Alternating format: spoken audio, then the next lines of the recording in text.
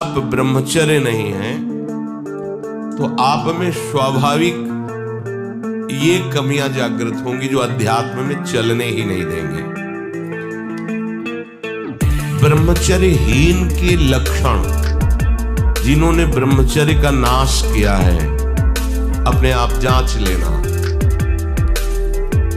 उसके अंदर बार बार काम पीड़ा जागृत होगी, उसका विचार कामाशक्त होगा, पहला लक्षण। बस उसकी बार बार वृत्ति काम की आएगी, बार बार पीड़ा हृदय में काम भोग की प्रेरणा देगी। वो इतना असमर्थ होने लगता है कि आंख मिला के बात करने की भी हिम्मत नहीं रह जाती उसकी। हर समय उसके अंदर एक हीनता सी छा जाती है। वो बहुत चालाकी से अपने को छुपाना चाहता है, झूठ बोलता है, थोड़ी ऐंठन भी दिखाना चाहता है कि मैं कुछ हूं, पर अंदर से खोखला हो जाता है। ये दुर्गुण उसके अंदर जागृत होते हैं जो ब्रह्मचर्य का नाश करता है। उसके चेहरे में प्रसन्नता कभी झलक ही नहीं सकती, दुखी व उदास, जो ब्रह्मचर्य का नाश करता है। देखने से इस बदसूरत नजर आने लगेगा, चाहे जितना गोरा हो, चाहे जितना ऊपर से चिकनाट लगाए हो, लेकिन उसके कपोल और नेत्र बदसूरत होंगे। चिकनाहट से मतलब नहीं है, एक आकर्षण होता है भागवती, वो उसमें नहीं होगा। स्वभाव बड़ा ही रुक्ष होगा, कड़ुआ होगा, बहुत ही हल्के स्वभाव का आदमी होगा। विश्वसनीय तो हो ही नहीं सकता, कामी पुरुष विश्वसनीय नहीं होता। वो कभी भी बदल सकता है, उसमें क्षमता नहीं है एक बात पर टिके रहने की। वो कसम खाए तो भी बहुत शीघ्र अपनी कसम तोड़ देगा। स्वभाव में कभी उसकी प्रसन्नता नहीं होगी, स्वभाव उसका चिड़चिड़ा बन जाएगा। रूखा होने के कारण नाक में गुस्सा रखी रहेगी, जरा सी बात में वो बहुत क्रोधित हो जाना, अपनी खोपड़ी फोड़ने लगना, दूसरों की फोड़ने लगना, अपने थप्पड़ मारने, मतलब एक जैसे कोई विक्षिप्त आदमी, पागल आदमी, ऐसी उसकी चेष्टा होने, चीख चीख के बोलना, माथा पटकने लगना, ये लक्षण है ब्रह्मचर्य का नाश करने वाले के। वो जीता तो है पर मुर्दे की तरह निस्तेज, उसमें उत्साह, उसमें शूरवीरता, ये सब क्षीण होने लगती है। शूरवीरता काम क्रोध आदि को सहन करना है। उसके कपोल में हल्के हल्के से सांवले दाग प्रकट होने लगते हैं, एक झुर्री सी पड़ने लगती है। ये वीरनाश का लक्षण है। आंखें धस जाती हैं और उसकी हड्डियां कमजोर होने लगती हैं, बाल पकने लगते हैं, झड़ने लगते हैं। वीर भगवान के द्वारा दी हुई वो शक्ति है जिससे भगवत प्राप्ति में बहुत सहयोग होता है। ये जानबूझकर ऐसी क्रिया करते हैं जिससे वीरपात हो। रोग न रहते हुए भी इनको बहुत सी पीड़ाएं स्वाभाविक प्रारंभ हो जाती हैं। जर्जर, दुर्बल, भागवतिक कामों में निरुत्साह, भजन करना, परिक्रमा करना, समय से उठना, समय, ये सब उत्साहहीन होते हैं।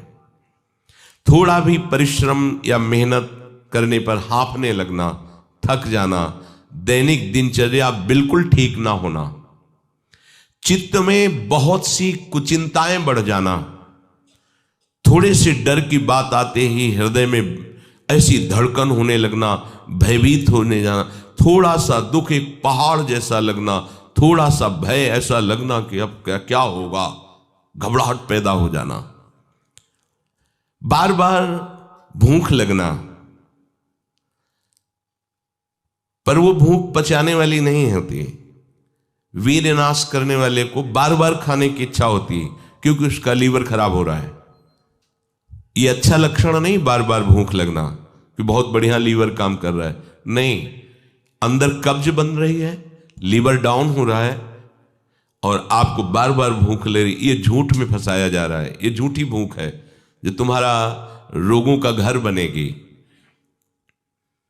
उसकी जठराग्नि मंद पड़ जाती है, भोजन ठीक से पचता नहीं, मलबद्धता हो जाती, कब्जियत हो जाती है, परिणाम में बवासीर आदि कई तरह के रोग प्रकट हो जाते हैं। या तो नींद नहीं आने लगेगी या फिर ऐसी आएगी कि घंटों मतलब 8-10 घंटे सोए फिर भी उठे फिर भी आलस्य प्रमाद ये बना रहेगा। आंखों में हर समय भारीपन बना रहेगा, बिना किसी चेष्टा के रात्रि में स्वप्न दोष हो जाएगा, वीरपात हो जाएगा। ये उसके लक्षण है जो जानबूझकर ब्रह्मचर्य का नाश करता है।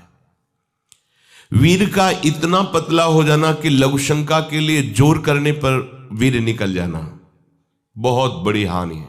नए नए बच्चों में जब उनसे प्रश्न करते हैं कि आपके दर्शन से ऐसा महसूस होता है आप कोई गलत चेष्टा करते हैं, तो वो कहते हैं अब नहीं करता, लेकिन पहले जब आपसे मिला नहीं था तब होती थी, लेकिन लक्षण तो अब भी प्रकट हो रहे हैं। तो कहते वो स्वाभाविक वीरपात हो जाता है, स्वप्न दोष में भी और लघु शंका में भी। इसका कारण है आपने बहुत ही गलत आचरण किए हैं।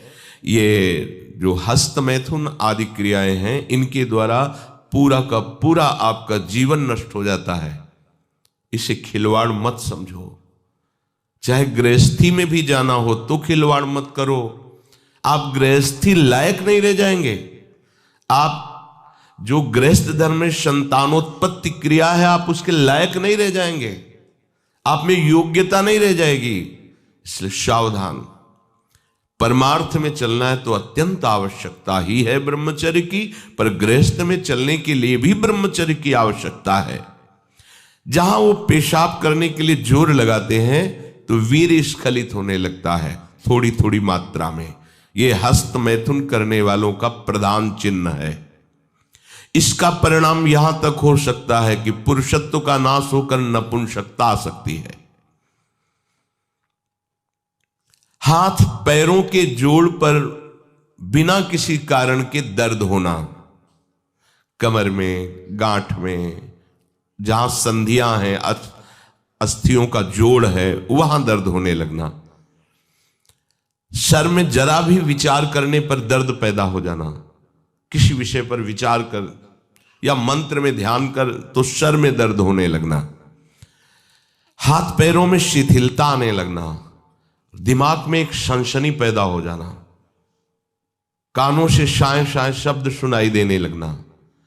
नाटक, उपन्यास और गंदी बातें, अश्लील चित्र देखने में बड़ी रुचि हो जाना। सावधान होकर श्रवण करें।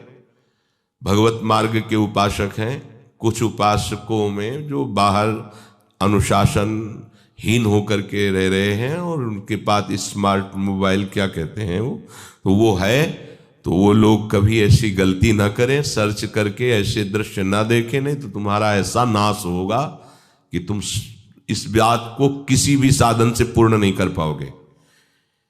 एक बार मछली की क्रीड़ा देखने पर शौभरी जैसे महात्मा कामाशक्त हो जाते हैं।